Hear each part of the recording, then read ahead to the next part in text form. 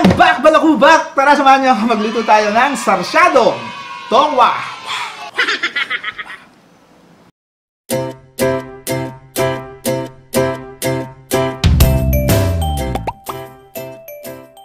Okay, so ito yung mga sangkap na kakailanganin natin para makagawa tayo ng sarsyadong tokwa. Siyempre, unang-una sa listahan natin, kailangan meron tayong tokwa. So, bumili tayo ng tokwa kanina. Ito is 30 pesos, 10 piso, isang piraso nito.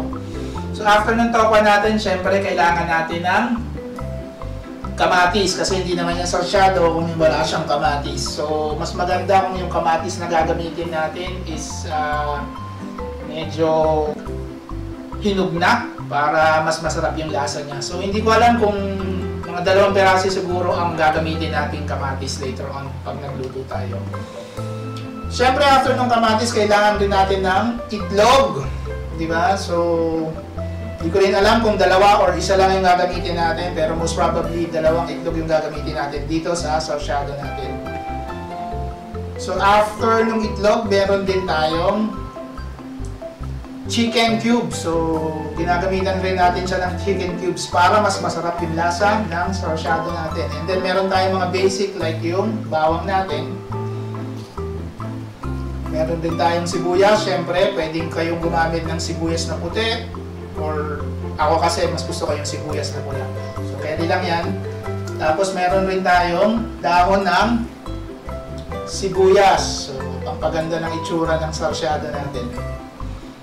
Tapos, syempre, meron din tayong pamintang durog. And, meron rin tayong patis. Pampaalat natin patis. So, pwede rin kayong gumamit ng asin. Walang problema yun. Malaki na kayo. Bahala na kayo kung gusto nyo patis o asin. Tapos, lastly, ito optional. Gumagamit ako ng ketchup para medyo manamis-namis at saka medyo tumula yung kulay nung sarsyado natin para mas appetizing. So, hindi ko alam kung yung iba kasi hindi naman sila gumagamit ng ketchup, pero ako sa sarsyado ko may ketchup.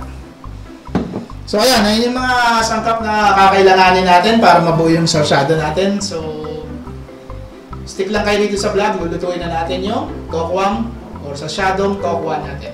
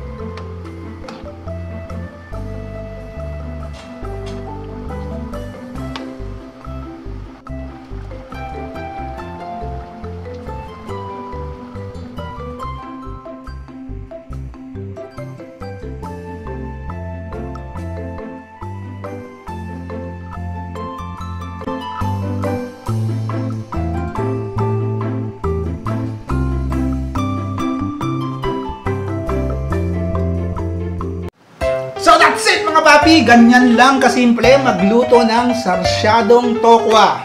Madali nang lutuin, masarap pa, healthy pa, di ba? So kung gusto niyo yung mga ganitong klaseng content, click on subscribe, saka paki-click na rin yung bell button para ma-notify kayo pag may mga bagong upload na videos sa channel na to.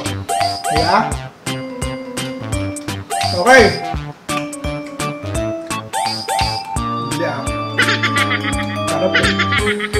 Anyway, so hanggang dito na lang yung vlog natin. Kakain muna ako kasi isa tong sarsyadong tofu sa mga trip ko talagang kinakain. Alright? So thank you for watching. Always remember, good food, good people, good times. Spread the love!